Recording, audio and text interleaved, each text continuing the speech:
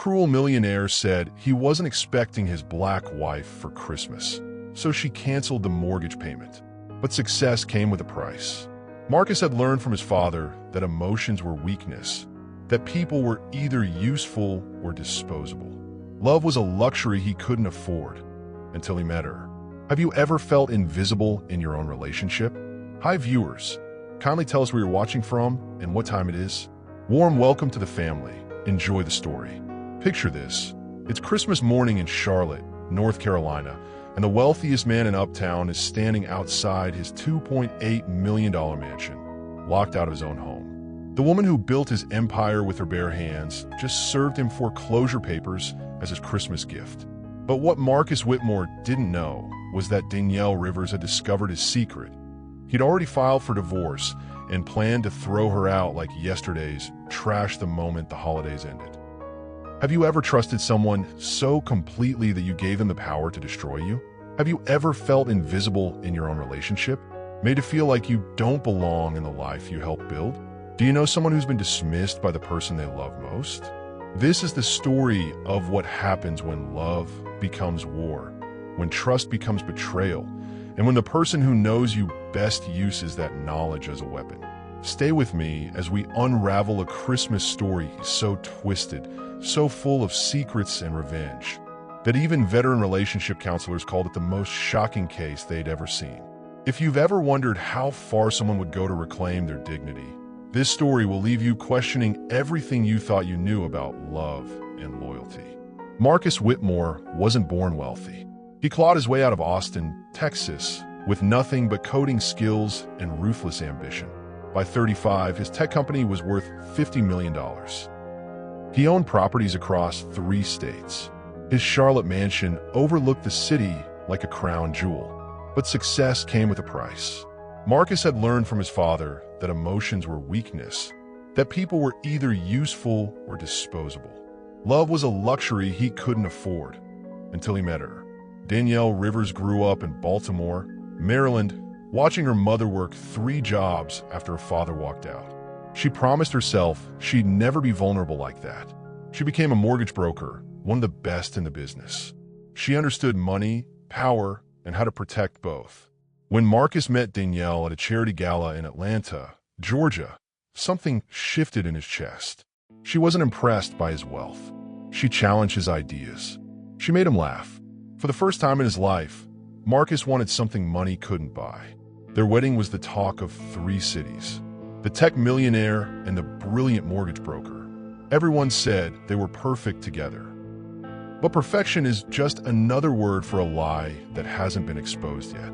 Behind the closed doors of their Charlotte mansion, cracks were forming. Marcus threw himself into expanding his empire. Danielle managed his finances, his properties, his entire world. She sacrificed her Baltimore practice, her independence, her identity. And slowly, very slowly, Marcus began to see her the way his father had taught him to see everyone, as either useful or disposable. The fluorescent lights of their home office cast long shadows as Danielle worked 16-hour days, managing millions of dollars that weren't technically hers. She told herself it was partnership. She told herself it was love. She was wrong on both counts. Picture the moment when you realize the person sleeping next to you every night has been planning your destruction. Imagine discovering that every kiss was calculated. Every I love you was a strategy. That's exactly what happened to Danielle Rivers on December 20th, during what should have been a celebration. The Christmas cocktail party was supposed to be their victory lap. Marcus's latest acquisition had made headlines. Their friends filled the mansion, champagne glasses catching the light from their massive Christmas tree. Danielle stepped onto the balcony for air, snowflakes melting on her cheeks. That's when she heard Marcus talking to his college buddies near the bar. "I'm not expecting Danielle for Aspen," he said, his voice carrying that casual cruelty she'd been ignoring for months. "She's not really into that lifestyle. Too simple, you know?" His friends laughed. They actually laughed. "You could always trade up," one of them suggested. "You've got the money now." Marcus paused. The pause stretched like a blade across Danielle's heart. "I'm working on it," he said finally. "Working on it." As if she were a business problem to solve. A contract to terminate. a mistake to correct. The palpable tension in the air was thick as winter fog as Danielle stood frozen, her world cracking apart with each cruel word. But here's what Marcus didn't know. Danielle Rivers hadn't just been managing his money. She'd been memorizing every account number, every property deed, every vulnerable point in his financial fortress. And she was about to use every single piece of information against him. That night, as Marcus slept peacefully beside her, completely unaware that his wife had just transformed from ally to enemy, Danielle made a decision that would either save her or destroy them both. She opened her laptop. The screen's blue glow lit up her face as she began to type. What happened next would thrill veteran officers and shock divorce attorneys across 3 states. But to understand how we got to this explosive Christmas morning confrontation, we need to go back to where this sinister tapestry first began to unravel. She thought she'd married a king, until she realized she'd become his servant. 2 years earlier, the grand ballroom in Atlanta sparkled with 1,000 lights. The charity gala buzzed with Georgia's most powerful people. Danielle Rivers stood near the auction table, her simple black dress a stark contrast to the designer gowns surrounding her. She wasn't supposed to be there. Her Baltimore mortgage brokerage had donated services to the Children's Hospital, earning her an invitation she almost declined. Flying to Atlanta for one night seemed excessive. Thank God she changed her mind.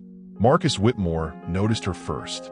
Not her dress, not her jewelry, she wore none, but the way she studied the auction items with a calculator in her hand.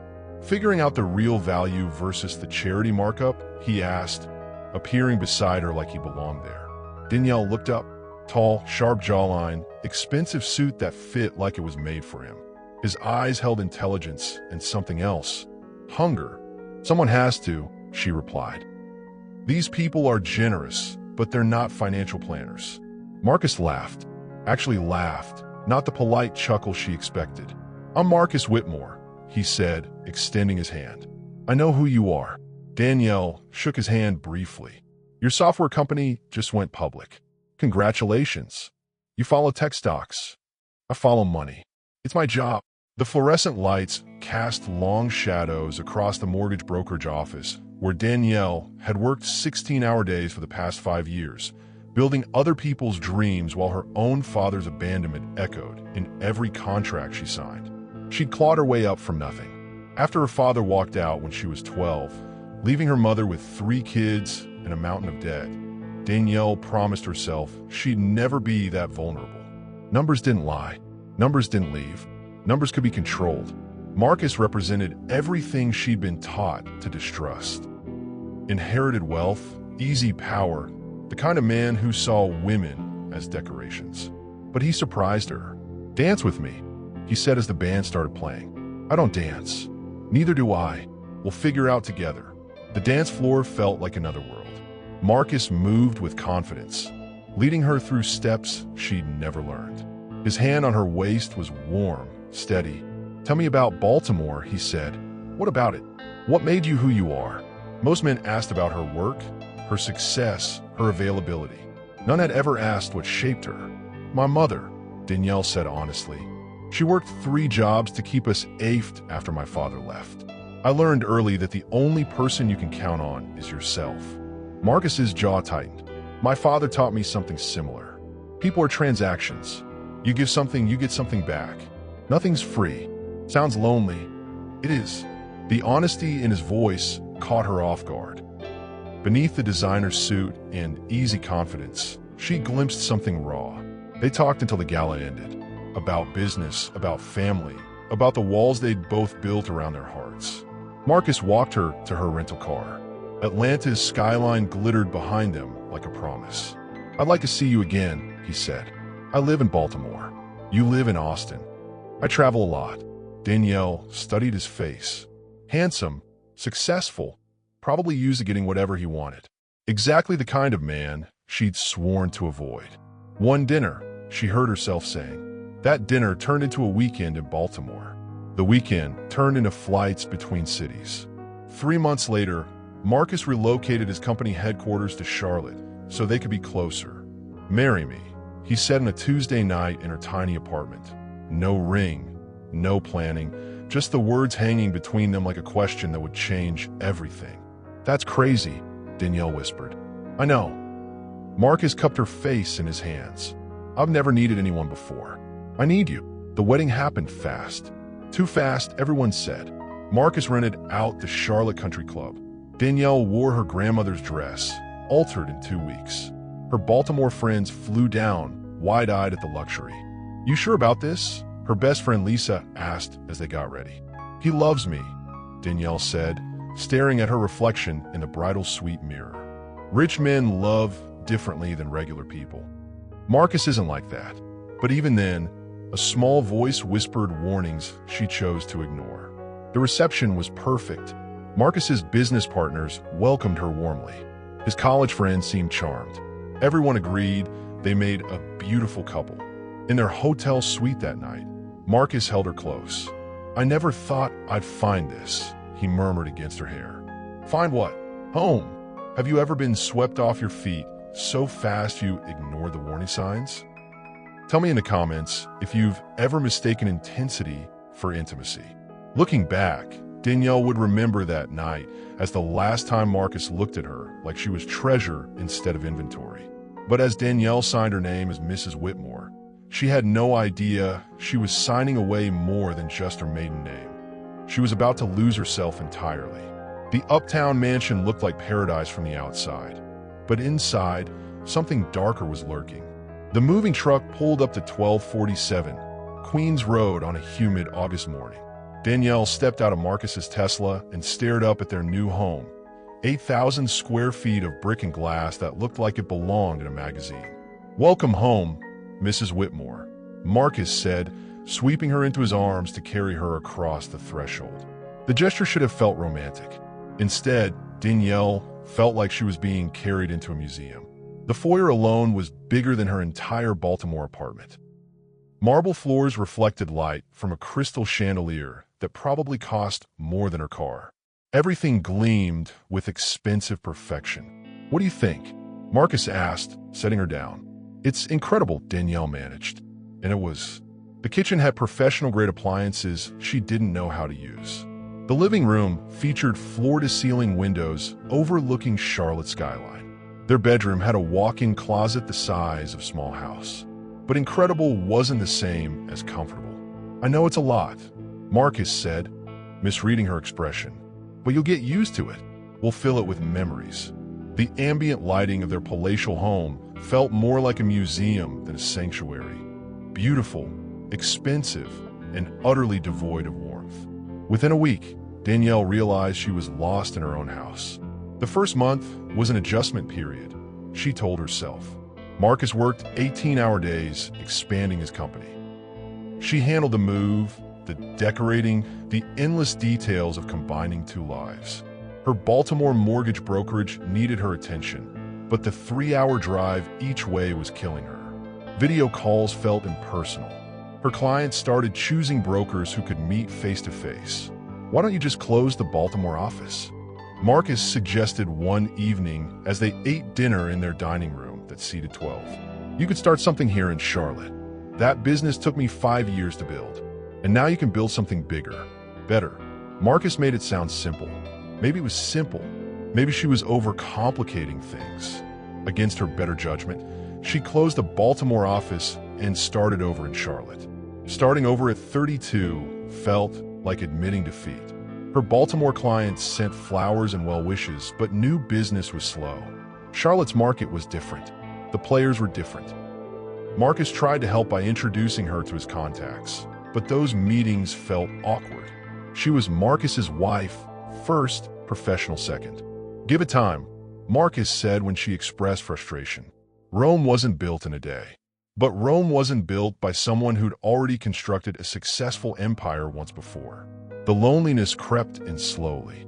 Marcus left for work before she woke up and came home after she'd gone to bed. Weekend business trips became routine. When he was home, his phone constantly buzzed with calls he had to take. "This expansion is crucial," he explained. "Once we get through this growth phase, things will settle down." Danielle believed him because she wanted to, because the alternative, that she'd made a terrible mistake, was too frightening to consider. The house felt enormous when she was alone. Her footsteps echoed in the hallways. The silence pressed against her ears.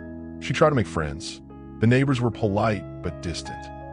The wives of Marcus's business partners were friendly at parties but didn't call for lunch dates.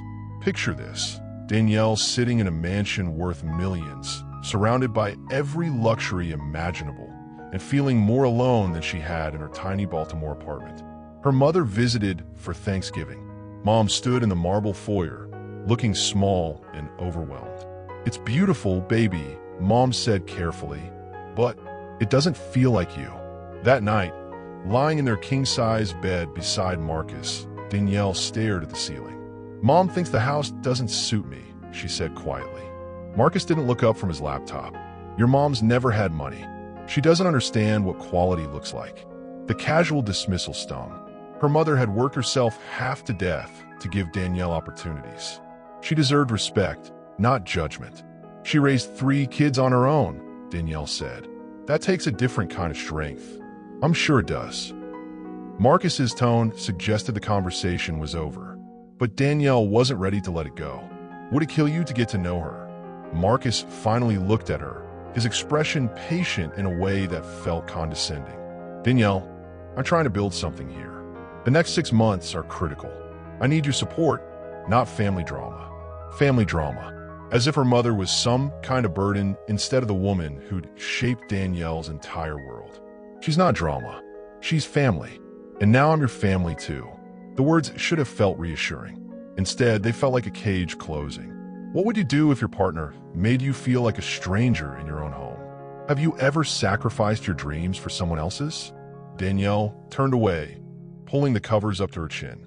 The silk sheets felt cold against her skin.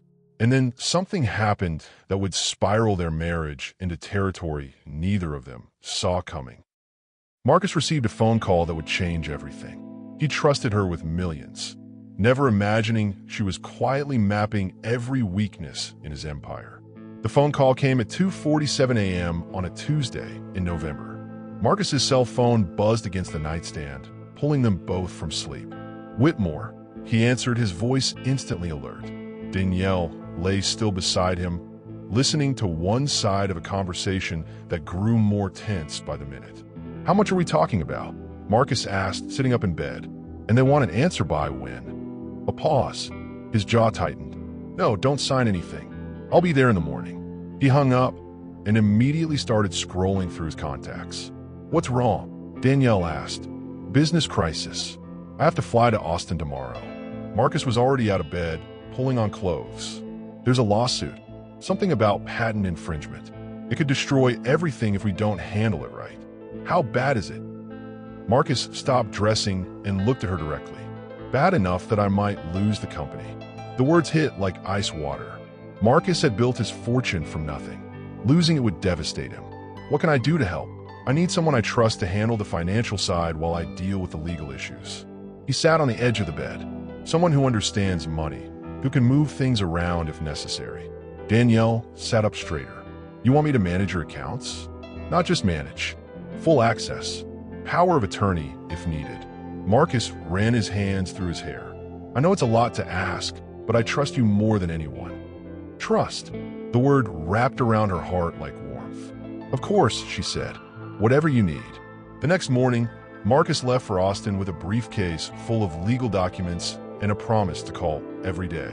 Danielle found herself alone with access to accounts worth more than she'd ever dreamed possible. The home office became her command center. 3 monitors displayed real-time financial data. Bank accounts, investment portfolios, property mortgages. Marcus's entire empire spread across the screens like a digital map. Picture this: Danielle's fingers flying across spreadsheets at 2 a.m., not just managing millions, but memorizing every account number, every vulnerability, every breadcrumb that would later save her life. At first, it was purely professional. She organized his finances, streamlined his accounts, caught inefficiencies his previous accountant had missed. She saved him hundreds of thousands of dollars in the first month alone. Marcus called every night, grateful and impressed. "You're incredible," he said during one late-night call. I should have asked for your help years ago. But as the weeks stretched into months, Danielle began to notice patterns that troubled her. The Austin lawsuit was real, but Marcus was using it as an opportunity to restructure everything. He moved assets between companies, created new LLCs, shifted properties into different names. "Why are you making everything so complicated?" she asked during one of their calls. "Asset protection," Marcus replied smoothly. "If the lawsuit goes bad, I need to make sure they can't touch everything I've built." It made sense. Wealthy people protected their money all the time, but something nagged at her.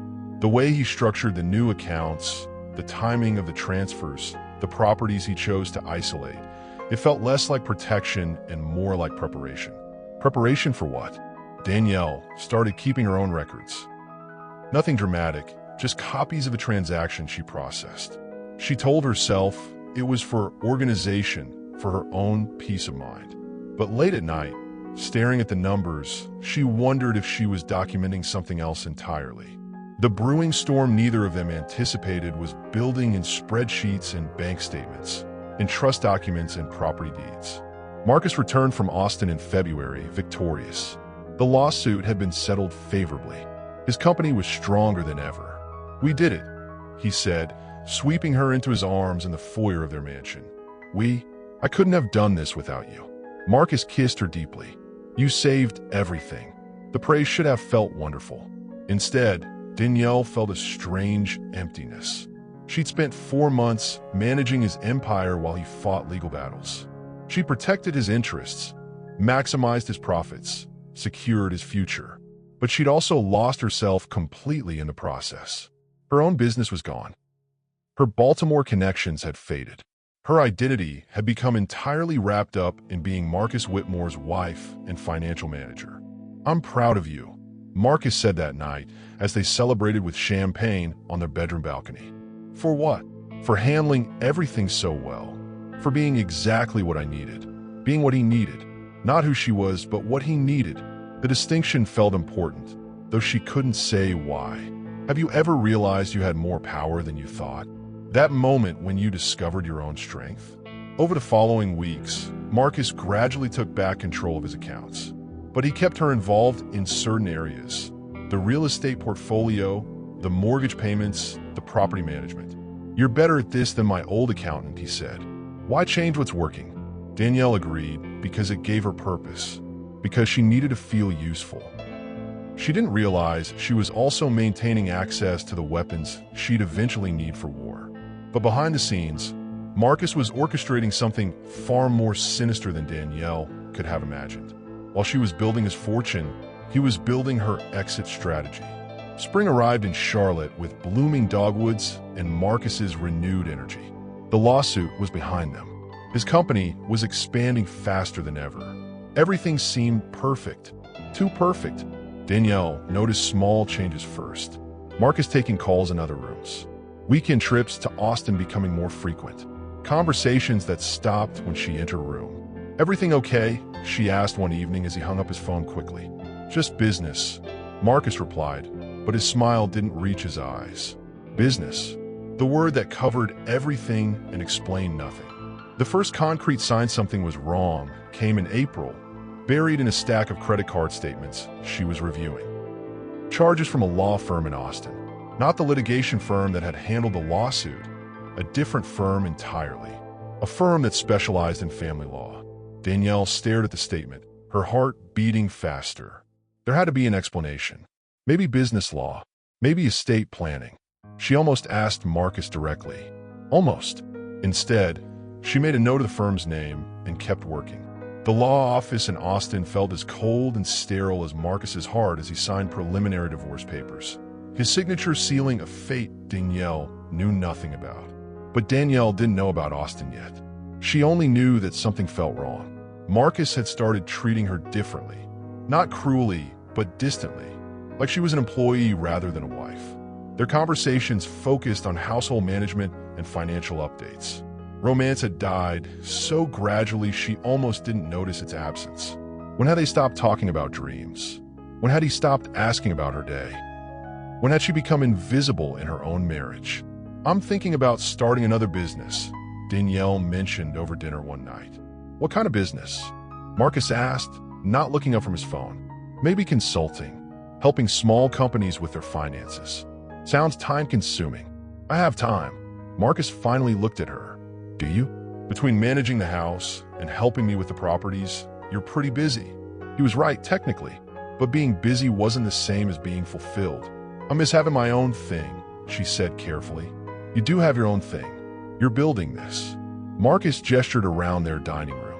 "Building our life together. Building our life." Except it felt more like maintaining his life while hers disappeared completely. The conversation died like all the others, politely, without resolution, with Marcus returning to his phone and Danielle returning to silence. But that night, unable to sleep, she did something she'd never done before. She searched Marcus's name online, looking for recent news about his company. What she found made her blood run cold. A Business Journal article from 3 weeks earlier mentioned Marcus attending a tech conference in Austin. But according to his calendar, he'd been in meetings in Charlotte that day. He'd lied about where he was. Danielle's hand shook as she scrolled through more search results. More conferences he'd supposedly attended. More business trips that didn't match his calendar. Where had he really been? The next lie came 2 weeks later. Marcus announced he'd be in Dallas for a client meeting. But when she called his hotel that evening, they had no reservation under his name. "Maybe he's staying somewhere else," the desk clerk suggested helpfully. Maybe. Or maybe he was somewhere else entirely. The pattern became clear once she knew to look for it. Weekend trips that didn't align with his stated business. Calls to numbers she didn't recognize. Emails he closed quickly when she entered his office. Marcus wasn't just keeping secrets. He was living a completely separate life. Have you ever discovered someone you loved was planning to betray you? How did it feel to realize you never really knew them? The breaking point came in June, during what should have been their second wedding anniversary celebration. Marcus had been distant all week, claiming work stress. Their anniversary dinner felt more like a business meeting than a romantic evening. "I've been thinking," Marcus said over dessert, "about our future." Danielle's heart jumped. Maybe he'd realized how distant they'd become. Maybe he wanted to reconnect. "What about it?" "I think we need to be more strategic about our assets. Protect what we've built. Assets. Not love, not marriage, not partnership. Assets. What does that mean?" Prenups are usually signed before marriage, but we can create a post-nuptial agreement, just to clarify who owns what. The words hit like a physical blow. 2 years into their marriage, he wanted to divide their possessions like they were already divorced. "Why now?" she managed to ask. "Business is volatile. I need to protect my investments." His investments, not their life together. His investments. That night, lying in bed beside a man who felt like a stranger, Danielle made a decision that terrified her. She was going to find out exactly what Marcus was hiding. And what she discovered would prove that her husband wasn't just planning their future. He was planning her exit from it. And then came the holiday party that would unravel everything. The night Danielle overheard words that would turn her love into war. Some conversations destroy everything, even when you're not supposed to hear them. December 20th arrived with Charlotte's first real snowfall of the season. The mansion glowed with Christmas lights, every room decorated for their annual holiday party. Danielle had spent weeks planning the perfect evening. Caterers bustled through the kitchen. Bartenders set up stations in the living room and den. Fresh flowers filled every corner, their fragrance mixing with pine from the massive Christmas tree. Marcus's business partners would be there. His college friends, important client, everyone who mattered in their world. "You've outdone yourself," Marcus said, adjusting his tie in their bedroom mirror. He looked handsome in his black suit, every inch the successful businessman. "I wanted everything to be perfect," Danielle replied, fastening her earrings. She'd chosen a deep red dress that hugged her curves, hoping to catch Marcus's attention the way she used to. Lately, he looked through her instead of at her. "It will be," Marcus said, but he was checking his phone instead of looking at her. The first guests arrived at 7. The house filled with laughter, Christmas music, and the clink of champagne glasses. Danielle played the perfect hostess, greeting everyone with a smile that was becoming harder to maintain. Marcus held court near the bar, telling stories about his latest business wins. His college buddies, Brad, Kevin, and Tony, hung on his every word like they had back in Austin. These were the men who'd known Marcus longest, who'd seen him build his fortune from nothing. If anyone understood the real Marcus, it was them. That should have been Danielle's first warning. By 9 o'clock, the party was in full swing. Danielle excused herself to check on the catering staff, then stepped onto the balcony for a moment of quiet. The cold air felt good against her flushed cheeks. Snow continued to fall, coating their garden in pristine white. Charlotte's skyline sparkled in the distance. She was about to go back inside when she heard Marcus's voice drifting from the living room. The French doors were cracked open, letting warm air escape and conversation spill out. "So, when are you taking that Aspen trip?" Brad asked. "Day after Christmas," Marcus replied. "Can't wait to get back on the slopes." Danielle smiled. She loved that Marcus had rediscovered skiing. It was good for him to have hobbies beyond work. "Danielle must be excited," Kevin added. "Aspen at Christmas sounds incredible." Marcus laughed, but not the warm laugh she knew. This was different, colder. "I'm not expecting Danielle for Aspen," he said, and something in his tone made her blood freeze. "She's not really into that lifestyle. Too simple, you know?" The palpable tension in the air was thick as winter fog as Danielle stood frozen, her world cracking apart with each cruel word. Too simple. He called her too simple. "What do you mean?" Tony asked. "Come on, guys. You've seen how out of place she is at these things. Aspen's not really her scene." "She seems to handle herself fine," Brad said, and Danielle felt a moment of gratitude for his defense. Marcus's laugh cut through that gratitude like a blade. "She tries. I'll give her that. But there's a difference between trying to fit in and actually belonging. Actually belonging. As if she were an imposter in her own life." "So what's the plan?" Kevin asked, his voice lower now. Marcus paused. The pause stretched like a knife across Danielle's heart.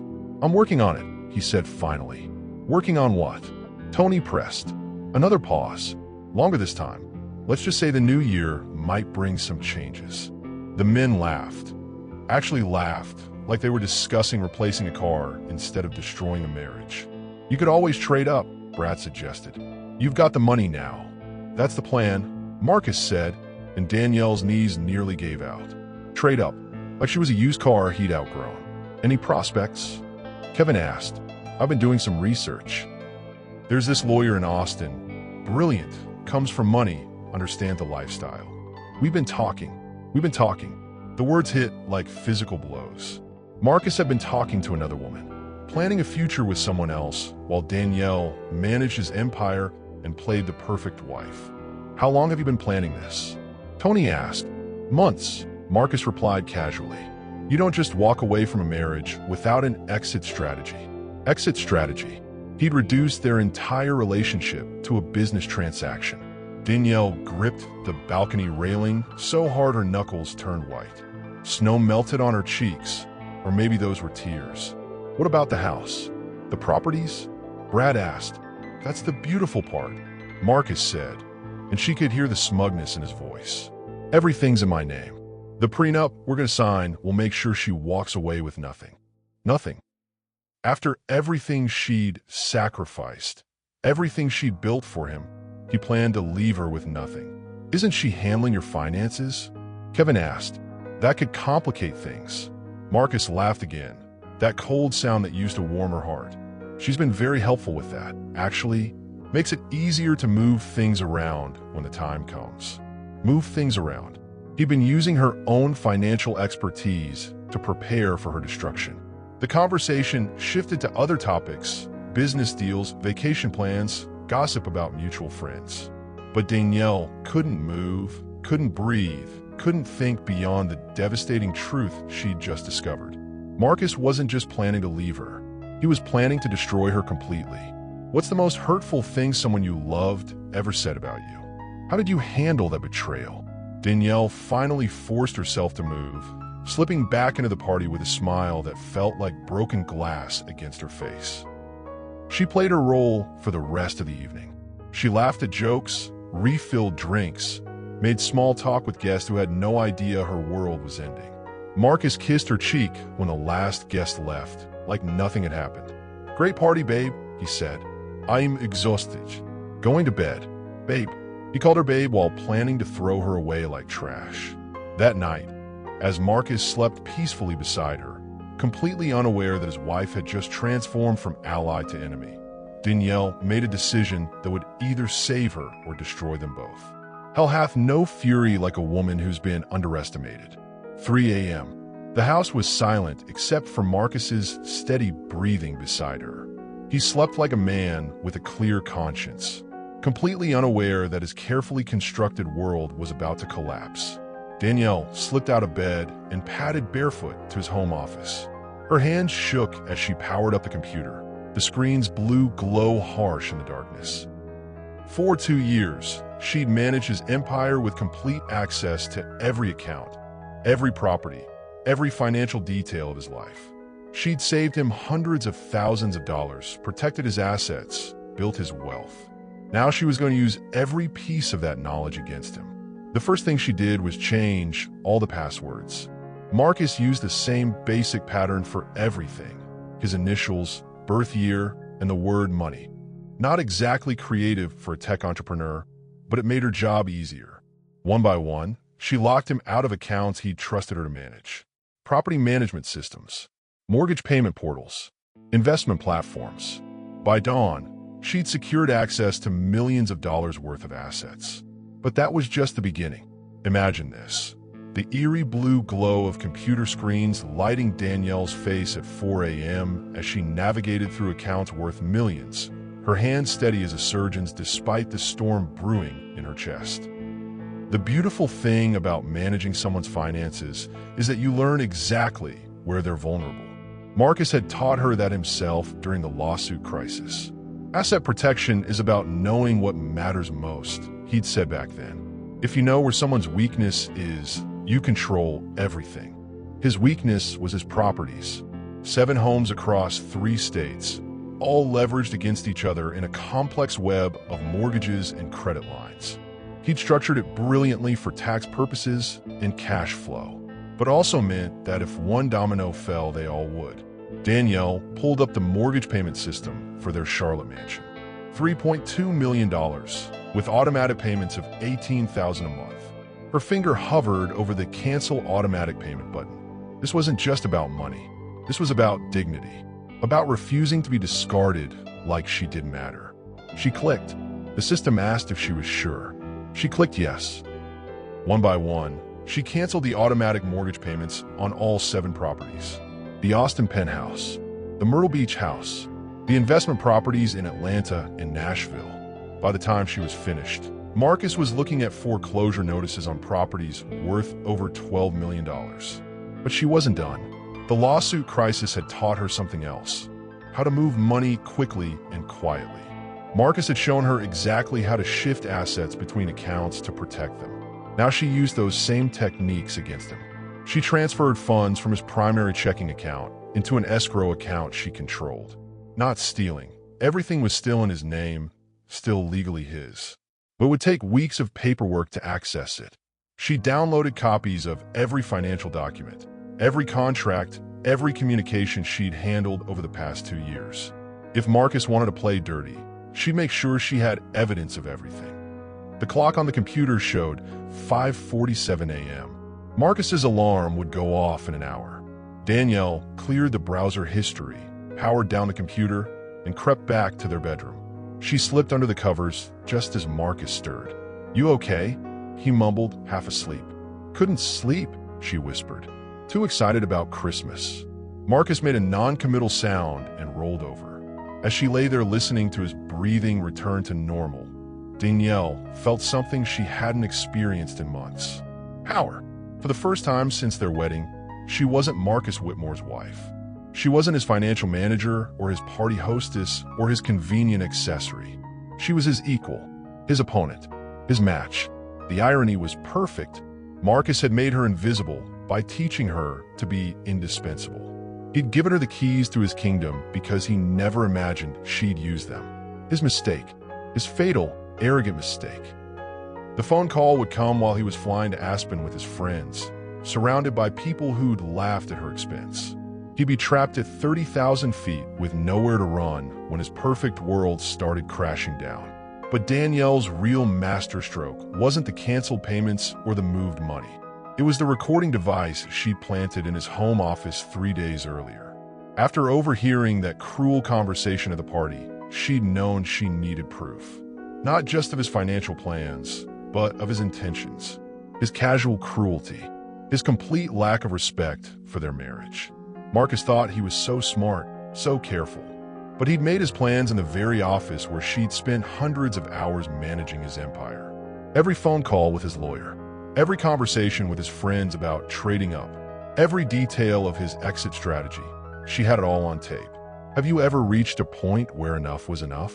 When hurt turned into determination. The sun began to rise outside their bedroom windows, painting the walls gold. In a few hours, Marcus would leave for the airport, thinking he was flying toward freedom. Instead, he was flying toward the fight of his life. What happened next would thrill veteran officers and shock even the most seasoned divorce attorneys. He kissed her goodbye like nothing had changed, not knowing she'd already fired the first shot. Marcus woke up in a spectacular mood. He hummed in the shower, whistled while getting dressed, even complimented Danielle's coffee when she brought him a cup. "You're happy this morning," she observed, watching him pack for Aspen. "Why shouldn't I be? Great party last night, successful year, and now 5 days of skiing with the guys." Marcus folded his expensive sweaters with care. Life is good. Life is good. If only he knew how quickly life could change. Danielle maintained her perfect wife act, helping him pack, asking about his flight times, wishing him a safe trip. Inside, she felt like she was watching a movie, like this was happening to someone else. "I'll miss you," she lied as he zipped his suitcase closed. "I'll miss you too, babe." Marcus kissed her forehead absently. "Try not to burn the house down while I'm gone." The joke that used to make her smile now felt like acid in her chest. "I'll do my best," she replied. Marcus's Uber arrived at 10 a.m. sharp.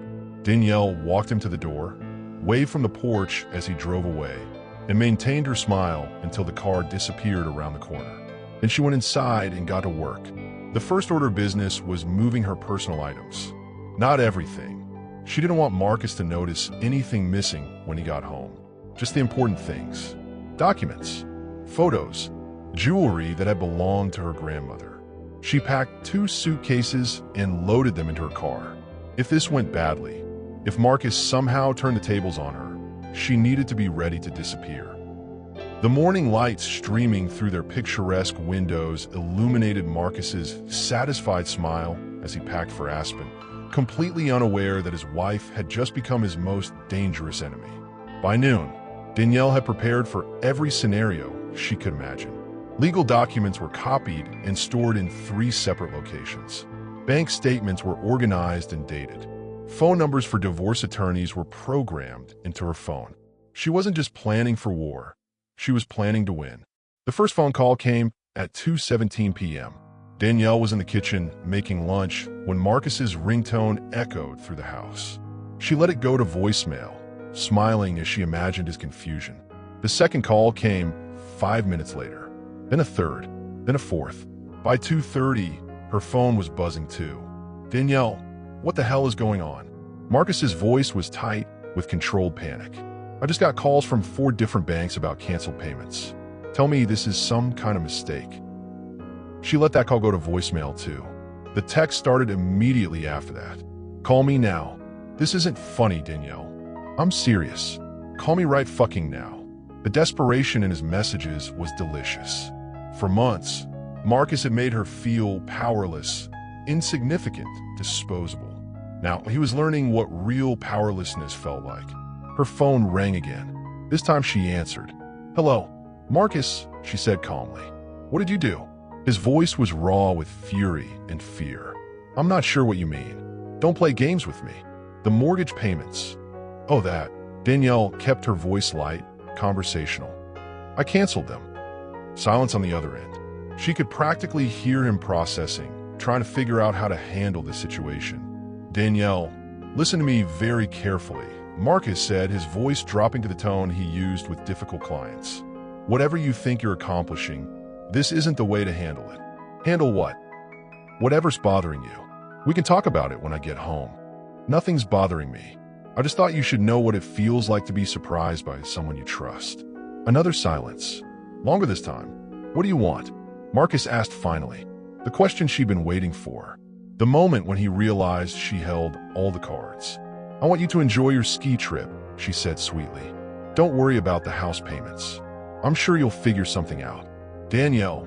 She hung up. The phone immediately started ringing again. She turned it off and went back to making lunch. Have you ever had to smile and pretend everything was fine while planning your escape? That evening, alone in their mansion for the first time in months, Danielle felt something she'd almost forgotten existed. Peace. No Marcus working late in his office, taking calls during dinner, dismissing her concerns as unimportant. No walking on eggshells around his moods. No pretending to be grateful for a life that was slowly suffocating her. She ordered Thai food and ate it in the living room while watching romantic comedies. She took a long bath with expensive bath salts. She slept in the middle of their king-size bed, arms stretched wide. For the first time in 2 years, she felt like herself again. But the real war was just beginning. What she'd done so far was just getting Marcus's attention. What she was about to reveal would destroy him completely. And then, as Marcus's private jet reached cruising altitude, his phone rang with news that would spiral his perfect getaway into his worst nightmare. Money talks, and Danielle had just given it permission to scream. Marcus stared at his phone in disbelief as the plane leveled off at 35,000 feet. Around him, his college friends were already celebrating. Brad had opened champagne. Kevin was dealing cards. Tony was scrolling through photos of Aspen's famous nightlife. They had no idea that Marcus's perfect life was collapsing in real time. The first call had come from Charlotte National Bank about the mansion. The second from Austin Metro Credit about the penthouse. By the time they reached cruising altitude, Marcus had received 7 different calls about 7 different properties, all with the same message. Automatic payments canceled, foreclosure proceedings initiated. Dude, you okay? Brad asked, noticing Marcus's white-knuckled grip on his phone. You look like you've seen a ghost. Marcus forced a smile. Just work stuff. Nothing I can't handle. But inside, he was panicking. $18,000 a month on the Charlotte mansion alone. The Austin penthouse was another 15. The investment properties totaled thousands more. If Danielle had really canceled all the payments, his phone buzzed with a text from his accountant. Emergency. Call immediately. Marcus excused himself to the plane's tiny bathroom and dialed. Marcus, thank God. His accountant's voice was strained. I've been getting calls all morning. What's happening with your mortgage payments? My wife canceled them. Your wife? Why would she? Never mind, that doesn't matter right now. Do you realize how much money we're talking about? Marcus closed his eyes, doing the math he'd been avoiding. About $60,000 a month. $63,512 to be exact. And if the banks move forward with foreclosure. The accountant paused. Marcus, you could lose everything.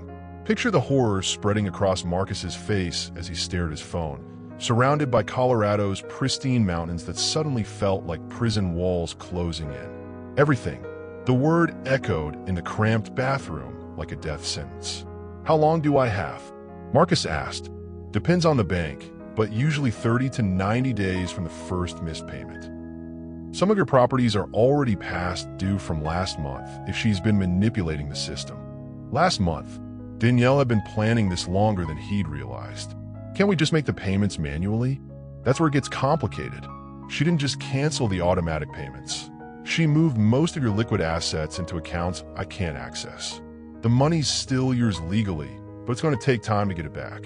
Time they didn't have. Marcus hung up and stared at himself in the airplane mirror. 3 hours ago, he'd been worth $50 million. Now he was facing financial ruin, and he was trapped at 30,000 feet with nowhere to run. When he returned to his seat, his friends immediately noticed the change. Seriously, man, what's wrong? Tony asked. You look terrible. Marcus considered lying, maintaining the facade that everything was fine. But these were his oldest friends. If he couldn't tell them, Danielle found out about the divorce, he said quietly. The card game stopped. Brad set down his champagne. Kevin turned off his music. Found out how? Brad asked. I don't know, but she's freezing my assets. Canceled all my mortgage payments. My accountant thinks I could lose everything. The silence stretched uncomfortably. Finally, Tony spoke. How much does she actually control? More than I thought. Marcus rubbed his face with both hands. I gave her access during the lawsuit crisis. She knows every account, every property, every weakness in my financial structure. Can't you just cut off her access? Kevin asked. She changed all the passwords. Brad whistled low. Damn, she really got you. Got him. Like this was some kind of game instead of his entire life falling apart. This is fixable, right?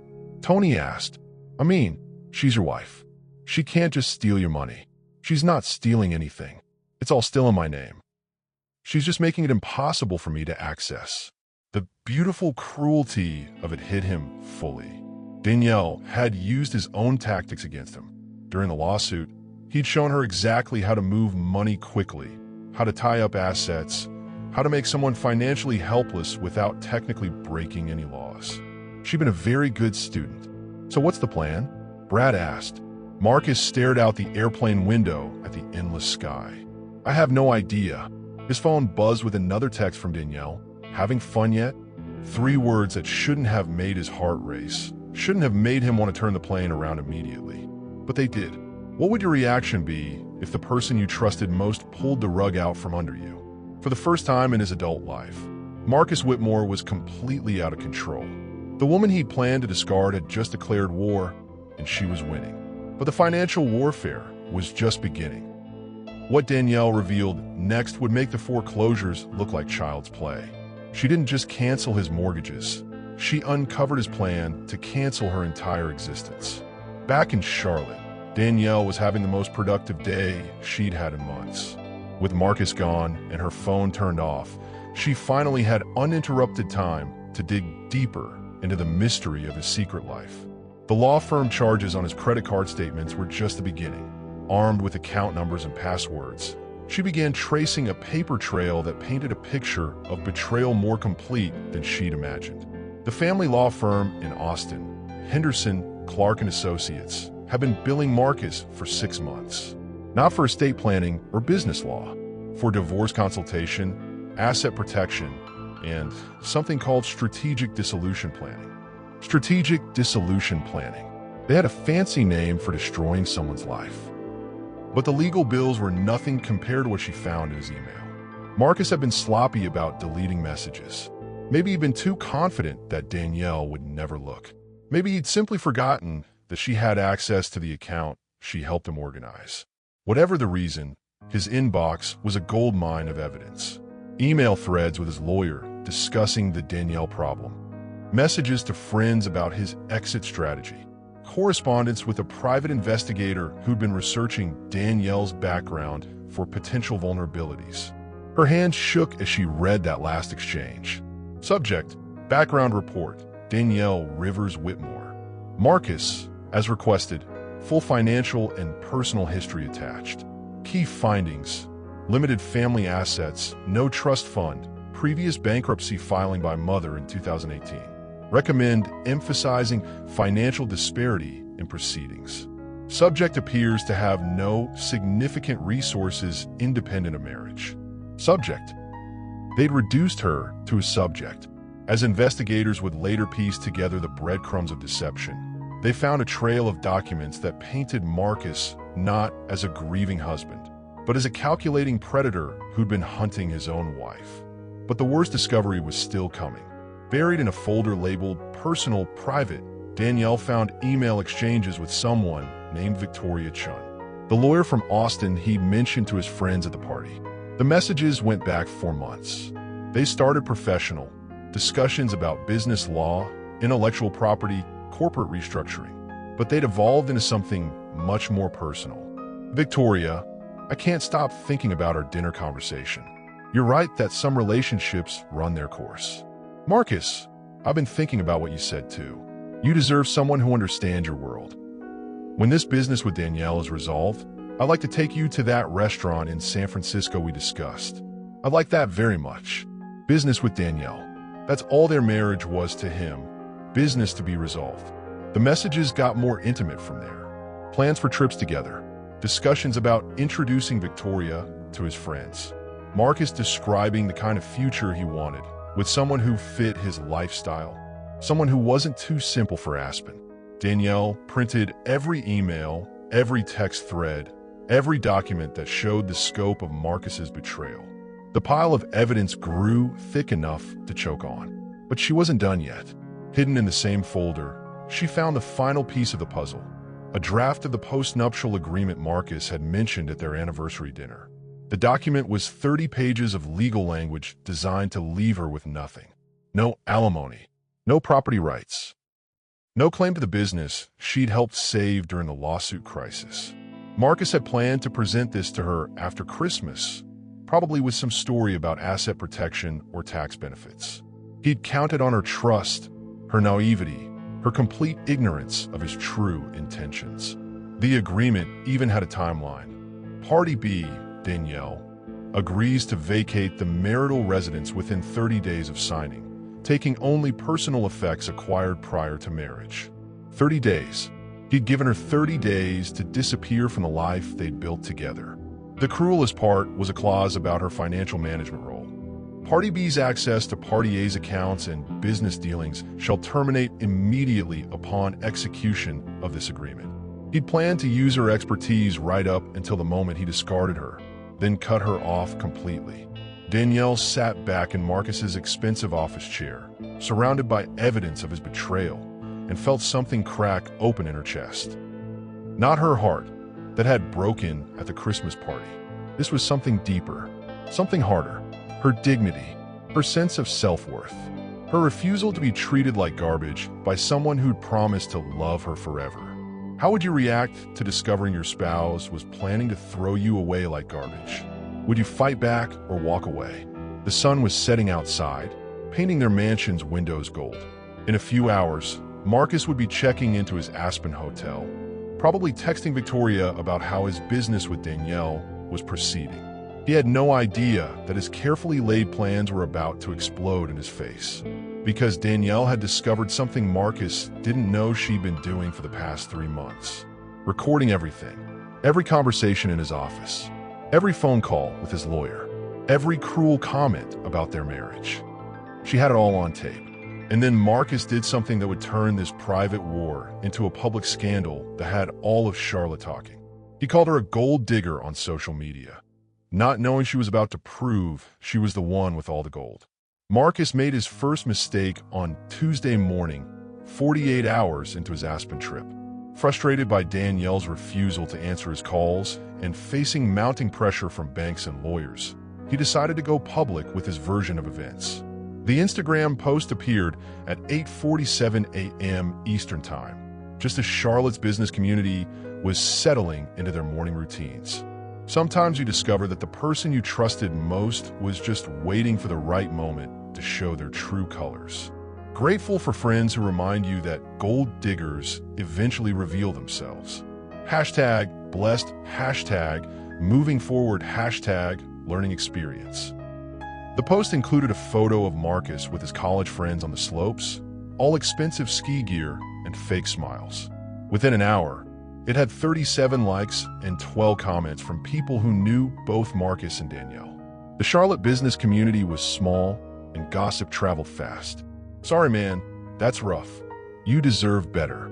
Some women just can't handle success. Danielle discovered the post when her friend Lisa called in a panic. Have you seen what that bastard posted? Lisa demanded. He's actually trying to make you look like the villain. Danielle pulled up Marcus's Instagram account and stared at the screen. After everything she discovered about his betrayal, his lies, his cruel dismissal of their marriage, he had the nerve to paint her as the gold digger. The fluorescent lights of the bank conference room buzzed overhead as Danielle presented documentation that would unravel Marcus's carefully constructed image thread by thread. But she didn't respond immediately.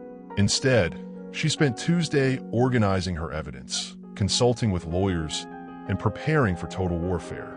Marcus's second mistake came that evening, when he doubled down with a Facebook post that was even more direct. PSA: when someone shows you who they really are, believe them. My soon-to-be ex-wife decided to steal Christmas by freezing my assets and trying to destroy everything I've built. But the truth always comes out.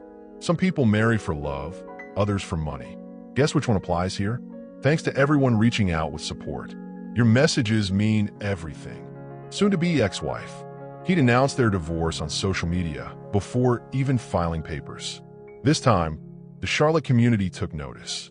The post was shared 43 times within 6 hours. Comments poured in from business associates, neighbors, even people Danielle barely knew. Most supported Marcus, expressing sympathy for his situation and judgment about Danielle's supposed greed. But a few people pushed back. There are always two sides to every story. Maybe she had her reasons. Danielle never struck me as the gold digger type. Those few voices of doubt were all Danielle needed. Wednesday morning, she posted her response. Not on Instagram or Facebook, but on LinkedIn, the platform where Charlotte's business community conducted serious conversations.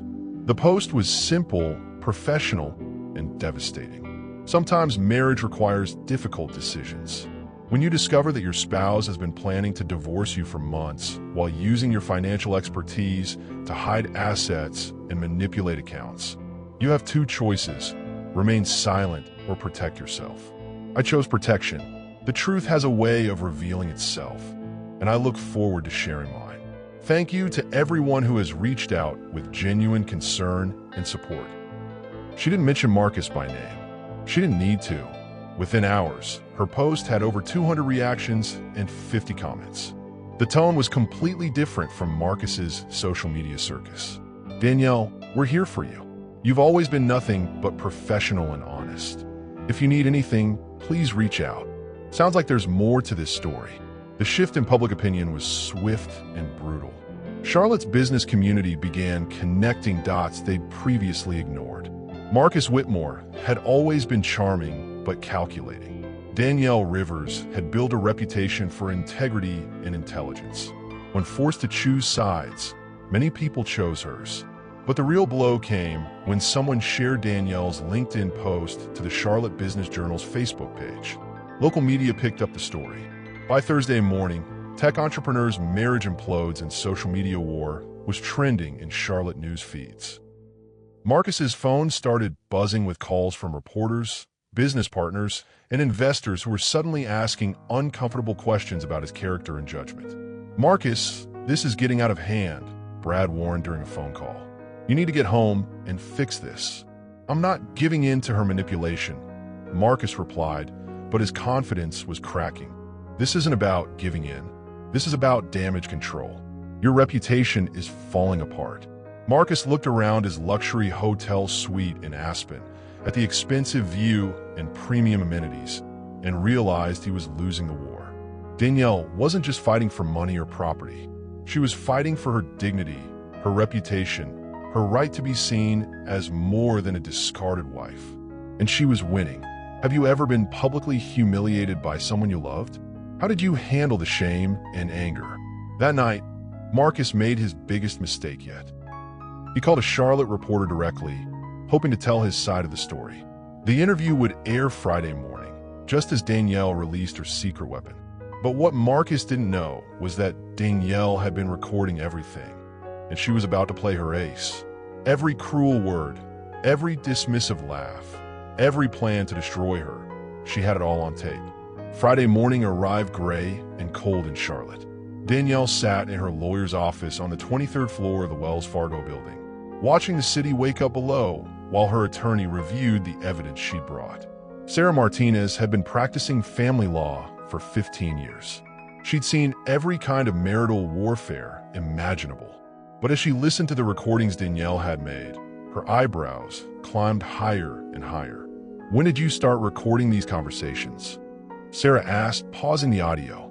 3 months ago, Danielle replied. Something felt wrong. Marcus was taking calls in other rooms, being secretive about trips. "I planted a voice recorder in his office." "That was smart." North Carolina is a one-party consent state for recordings, so these are completely legal. Sarah pressed play again. Marcus's voice filled the small office. The beautiful part is that everything's in my name. The prenup we're going to sign will make sure she walks away with nothing. The lawyer winced. He actually said that? That's from the Christmas party. There's more. Sarah fast-forwarded to another section. This time, it was a phone conversation between Marcus and his Austin attorney. Mr. Whitmore, we need to discuss timeline. How soon do you want to present the post-nuptial agreement? Right after New Year's. I want to get through the holidays first. Keep her calm until then. And if she refuses to sign, she won't. Danielle trusts me completely. She has no idea what's coming. Imagine the blood draining from Marcus's face as his own voice played back his cruelest moments. Each word a nail in the coffin of his reputation. Sarah stopped the recording and looked at Danielle with something approaching awe. This is incredibly damaging to his case. He's essentially admitting to fraud, manipulation, and planning to leave you destitute. There's more, Danielle said quietly. The next recording was from 2 weeks ago. Marcus talking to his friend Brad. Victoria's perfect for me. She comes from money, understand the business world. Danielle's been useful, but she's not wife material for the long term. What about all the work she's done for your company? She did what any good employee would do. But I need a partner, not a project. Sarah's jaw tightened. He's talking about you like you're disposable, because that's how he sees me. The final recording was the most damaging. A conversation from just last week between Marcus and his lawyer. We need to make sure she can't access any accounts after the divorce. She knows too much about my business structure. What about her contributions to saving the company during the lawsuit? That was her job as my wife. She doesn't get extra credit for doing what wives are supposed to do. Sarah turned off the recorder and sat back in her leather chair. Danielle, this is beyond a smoking gun. This is a nuclear weapon. Marcus has essentially confessed to planning a fraudulent divorce designed to steal your contributions and leave you with nothing. So what happens now? Now we destroy him legally. Sarah pulled out a fresh legal pad and began writing notes. First, we're filing for immediate spousal support based on his assets and your contributions to the marriage. Second, we're demanding 50% of everything, including the business you helped save. Third, we're presenting these recordings as evidence of his bad faith. Will that work? Honey, after listening to these tapes, I'd be shocked if his own lawyer doesn't advise him to settle immediately. That afternoon, while Marcus was giving his disastrous interview to the Charlotte Reporter, Sarah's office was busy preparing legal documents that would end the war before Marcus even realized he'd lost. The petition for divorce was 30 pages of methodical destruction. Every asset Marcus thought he'd hidden, every contribution Danielle had made, every cruel plan he'd voiced on tape. But the cover letter was the masterpiece. Mr. Whitmore's own recorded statements demonstrate a pattern of fraud, manipulation, and bad faith that violates not only his marriage vows, but potentially multiple laws regarding asset hiding and spousal abuse. We look forward to sharing these recordings with the court, the media, and Mr. Whitmore's business partners. The package was delivered to Marcus's lawyer at 4:47 p.m. on Friday. By 5:15, Marcus's phone was ringing. Marcus, we need to talk, his Austin attorney said, his voice strained. Are you somewhere private? Marcus was in his hotel bar, celebrating what he thought was a successful interview with the Charlotte Reporter. What's wrong, David? I just received documentation from your wife's attorney. Marcus, this is bad. Very bad. How bad? She has recordings. Hours of them, including our conversations about the post-nuptial agreement and your plans to leave her with nothing. The bar seemed to tilt around Marcus. That's impossible. She would never. She did. And she's threatening to make them public if we don't settle. What kind of settlement? Everything, Marcus. She wants 50% of everything. Marcus gripped his phone so hard his knuckles turned white. 50%? That's insane. It's also exactly what she'd get if this goes to trial and the judge hears these recordings. Would you have recorded those conversations? Is protecting yourself worth potential legal risks? Marcus looked around the luxury hotel bar, at the expensive whiskey he'd been drinking, at the life he'd built through calculation and ambition. All of it was about to disappear, destroyed by the woman he'd underestimated completely. "How long do I have to decide?" he asked. "She's giving you until Christmas Eve. After that, the recordings become public." Christmas Eve, 3 days away. 3 days to decide whether to fight and lose everything, or surrender and save what he could. Christmas Eve arrived with Marcus broken and desperate, ready to beg for forgiveness. But was Danielle ready to listen? He came home, not as a king returning to his castle, but as a beggar pleading at the gates. The Charlotte airport was chaos on December 24th. Families rushing to make connections, children crying, travelers dragging oversized luggage toward their gates. Marcus sat in first class, staring out the window at the tarmac, feeling like he was flying toward his own execution. His Aspen trip had ended early, not because he wanted to come home, but because staying away meant losing everything. The recordings had changed everything. His lawyer had been blunt. "Marcus, I've been practicing law for 25 years. I've never seen evidence this damaging. If these recordings become public, you won't just lose the divorce case. You could face criminal charges for fraud and asset manipulation." Criminal charges. The words echoed in his head as the plane descended toward Charlotte. Marcus's phone buzzed with a text from his business partner. "Investors are asking questions about the news coverage. We need to talk ASAP." Another text from his mother in Austin. "Saw the news story. Call me immediately." And finally, one for Danielle. "Your keys are on the kitchen counter. We need to talk." The snow falling on their mansion steps looked almost ethereal in the porch light as Marcus stood outside his own home. Keys useless, pride shattered, waiting for mercy from the woman he'd tried to destroy. His hands shook as he rang the doorbell of his own house. Danielle opened the door wearing jeans and a sweater, looking more beautiful than he'd seen her in months. Maybe it was because she wasn't trying to please him anymore. Maybe it was because she'd stopped hiding her strength. "Hello, Marcus," she said calmly. "Danielle, he stopped, not sure how to begin. Come. It's cold." The house looked the same, but everything felt different. Christmas decorations still lined the mantel, but they seemed like artifacts from another life. Danielle led him to the living room, where 2 cups of coffee waited on the table. She'd known he was coming. "You look tired," she said, settling into the chair across from him. Marcus sat on the edge of the couch, studying her face. "You recorded me." "Yes." "For how long?" 3 months. The timeline hit him like a physical blow. 3 months meant she'd heard everything. Every cruel comment, every plan to betray her, every conversation with Victoria. "Why didn't you say anything?" Danielle sipped her coffee, considering the question. "What would you have said if I confronted you in October? Would you have confessed? Apologized? Changed your plans?" Marcus opened his mouth to say yes, then closed it. They both knew the answer. "I thought I was protecting myself," he said finally. "By destroying me? By being practical. Our marriage wasn't working, Danielle. We both knew it. I didn't know it was so bad that you were already planning my replacement. Victoria." They hadn't said her name, but she hung between them like a ghost. "That wasn't. It's complicated. It seems pretty simple to me. You decided I wasn't good enough for your new life, so you planned to throw me away." Marcus ran his hands through his hair, exhaustion weighing down his shoulders. "I handled everything wrong. I know that now. Do you? Because your Instagram posts suggest you still think I'm the villain here." The social media war felt like ancient history now, but Danielle was right. He tried to destroy her reputation to save his own. "I was angry, scared. When someone you trust turns against you. When someone you trust turns against you." Danielle's voice rose for the first time. "You were planning to divorce me for months, Marcus.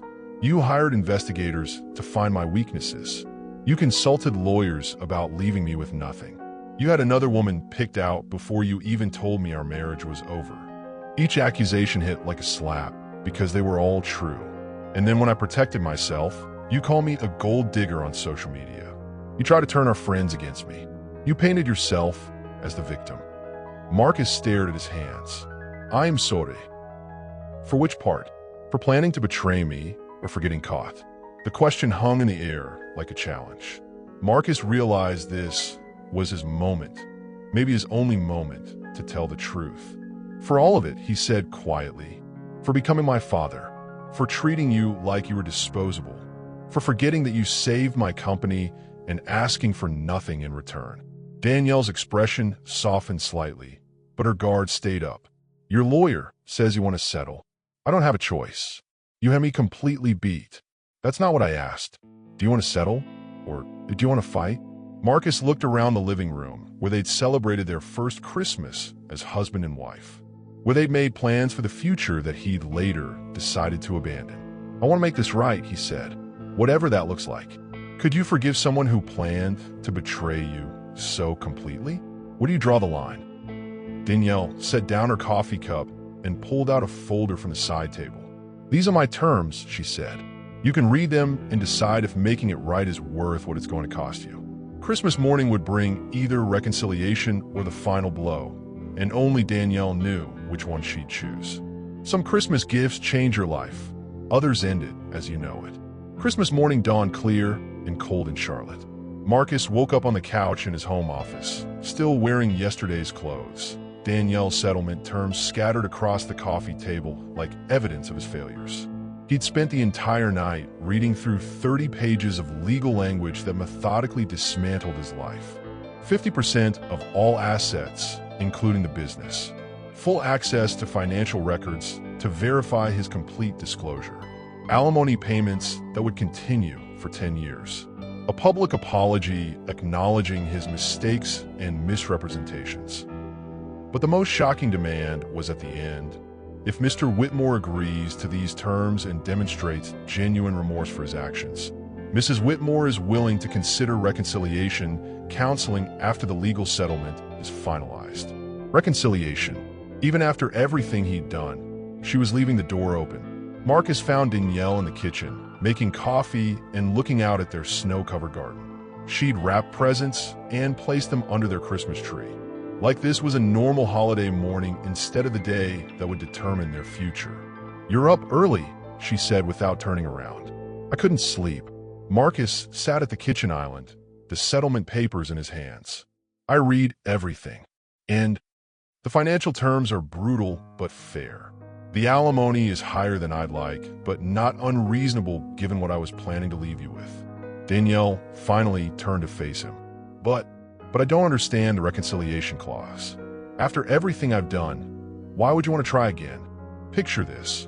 Christmas morning light filtering through frost-covered windows as two people who declared war on each other face the wreckage of their love. Danielle poured herself coffee and leaned against the counter, studying his face. Do you remember our first Christmas? She asked. Marcus blinked at the change of subject. Of course. We were in your tiny Austin apartment because I couldn't afford to fly home to Baltimore. You cooked dinner because I was working on a client's emergency mortgage application. I burned the turkey, Marcus said, surprising himself by almost smiling. Completely inedible. We ended up eating Chinese takeout and watching old movies. You said it was the best Christmas you'd ever had. It was. Do you know why? Marcus shook his head.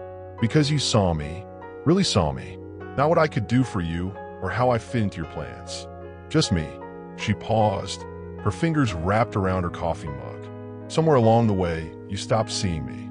I became useful instead of important. A business partner instead of a wife. And then eventually a problem to solve. The words hit harder than any legal document could. I became my father, Marcus said, echoing what he'd told her the night before. He taught me that people were either assets or liabilities. I swore I'd never think that way. But you did. Yes. And I'm sorry isn't enough to fix that. Danielle moved to sit across from him at the kitchen island, close enough to touch, but keeping her distance. The recordings weren't just evidence for the divorce, she said quietly. They were evidence of who you'd become. Someone who could plan to destroy his wife's life and joke about it with his friends. Marcus flinched. I know. Someone who could have an emotional affair while his wife managed his empire. It wasn't an affair.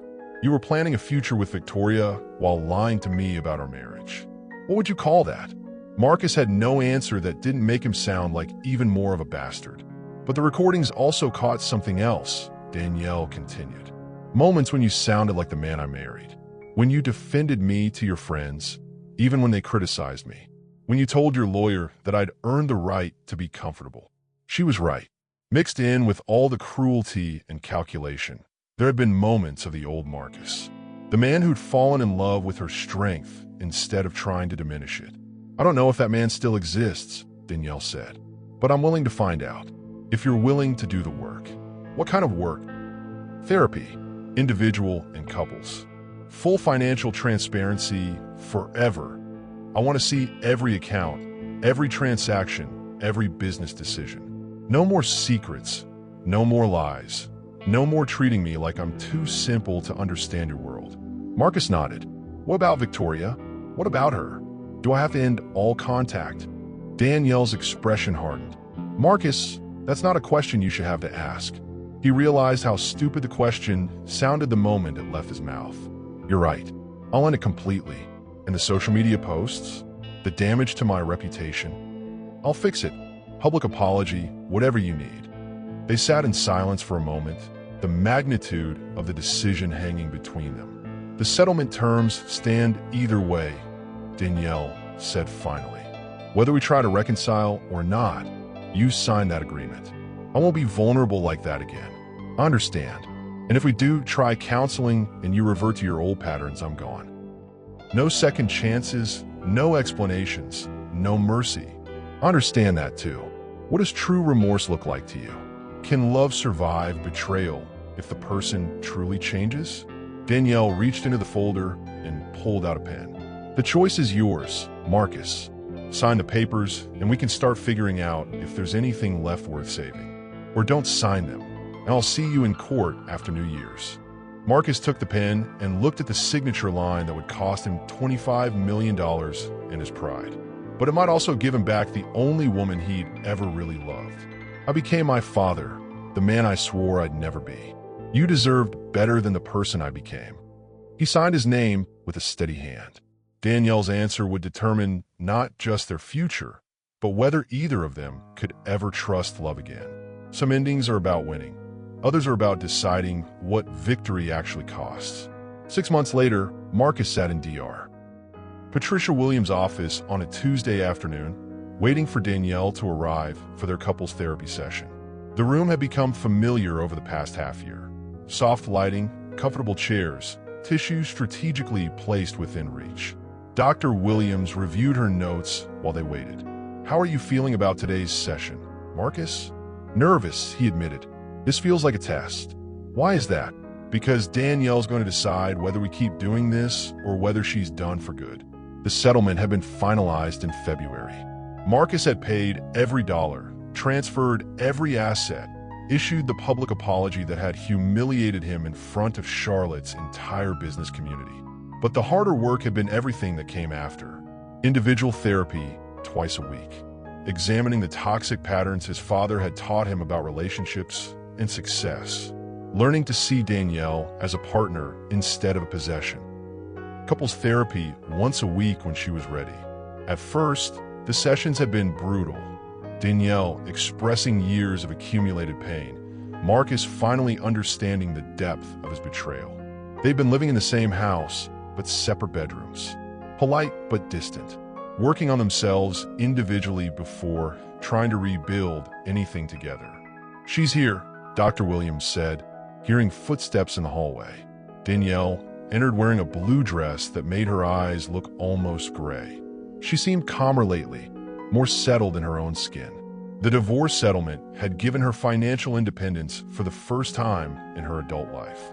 She'd started her own consulting business, helping small companies manage their finances and avoid the kind of vulnerabilities that had made Marcus's empire so fragile. How are you both doing? Dr. Williams asked as Danielle settled into her usual chair. Better, Danielle said, which was more positive than she'd been in months.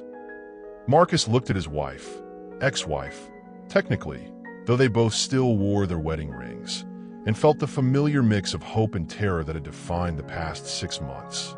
I've been thinking about what you said last week, Danielle said, looking directly at Marcus, about wanting to try living as partners instead of roommates. Marcus's heart jumped. They'd been circling this conversation for weeks. I've been thinking about it too, he replied carefully. Dr. Williams leaned forward slightly. Danielle, what are your concerns about taking that step? Trust, Danielle said immediately. Not financial trust. We have legal agreements for that. Emotional trust. The knowledge that he won't decide I'm not good enough again and start planning my replacement. The words still stung, but Marcus had learned not to get defensive. I understand that concern, he said. I can't promise I'll never hurt you again. No one can promise that. But I can promise that I'll never lie to you again, never plan behind your back again, never treat you like you're disposable again. How can I trust those promises? It was the question that had haunted their sessions for months. Marcus had been preparing for this moment, knowing that words alone wouldn't be enough. Because I'm giving you something I've never given anyone, he said, pulling out a folder from his briefcase. Complete and permanent access to everything. Danielle frowned. What do you mean? New business partnership agreement. You're not just my wife, you're my full business partner. Equal voting rights, equal decision-making power, equal ownership of everything we build going forward. The legal documents spread across their coffee table looked less like surrender terms and more like the blueprint for two people learning to see each other clearly for the first time. Danielle flipped through the partnership agreement, her expression unreadable. This gives me veto power over major business decisions, she said. Yes. An equal say in hiring and firing. Yes. And if we separate again, I keep 50% of everything, not just what existed before. Yes. Dr. Williams watched the exchange with interest. Marcus, this represents a significant shift in how you think about control. I spent my whole life believing that control meant power, Marcus said. But the only thing I ever really controlled was my own loneliness. Danielle looked up from the documents. Why now? Why this? Because I finally understand what my father never taught me. Real power isn't controlling someone. It's being trusted by someone who doesn't have to trust you. The room fell quiet except for the soft ticking of Dr. Williams' clock. There's something else, Marcus said, his voice softer now. I've been meeting with Victoria's former colleagues, trying to understand what I thought I wanted with her. Danielle's jaw tightened slightly at the mention of Victoria's name. What did you learn? That I was attracted to the idea of someone who wouldn't challenge me. Someone who would fit into my life without changing it. Marcus met her eyes. I was attracted to the idea of a woman who would never threaten my ego the way you do. I threaten your ego every day. You're smarter than me about money. You're better with people. You see solutions I miss. For a long time, I resented that instead of appreciating it. Danielle set down the partnership agreement and studied his face. And now I know that the only thing scarier than being challenged by you is the thought of losing you completely.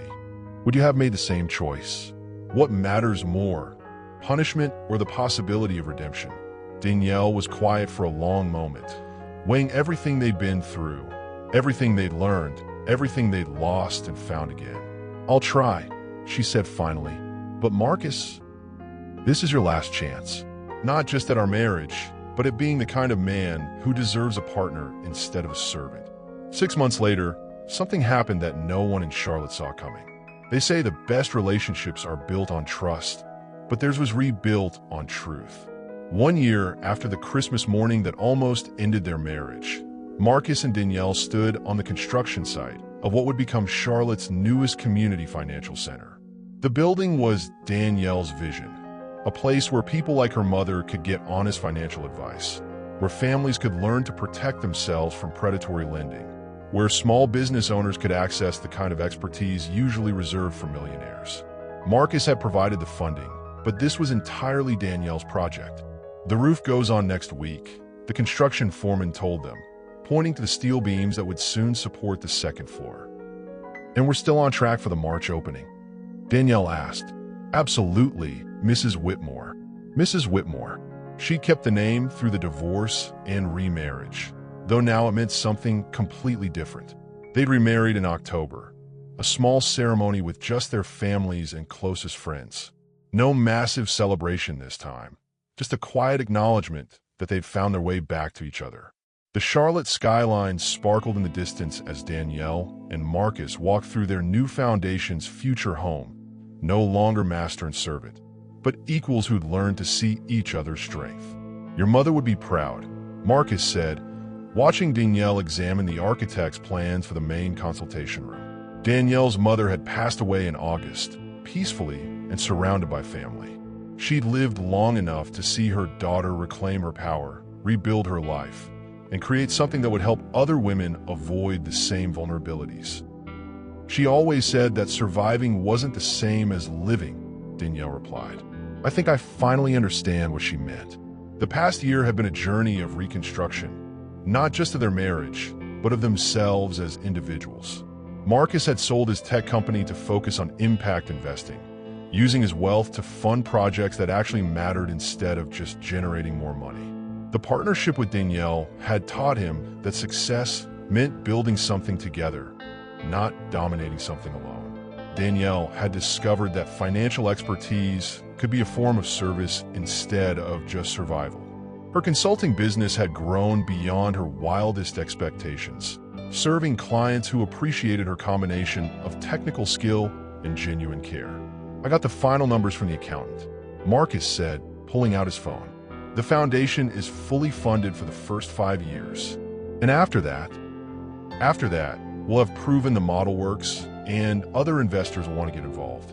It was a new way of thinking for Marcus, patient, sustainable, focused on impact rather than immediate returns. They walked to what would be the main conference room, where families would sit with counselors to learn about mortgages, investments, and financial planning. "Do you ever think about what would have happened if I hadn't recorded those conversations?" Danielle asked. Marcus considered the question seriously. They'd learned to talk about the hard topics instead of avoiding them.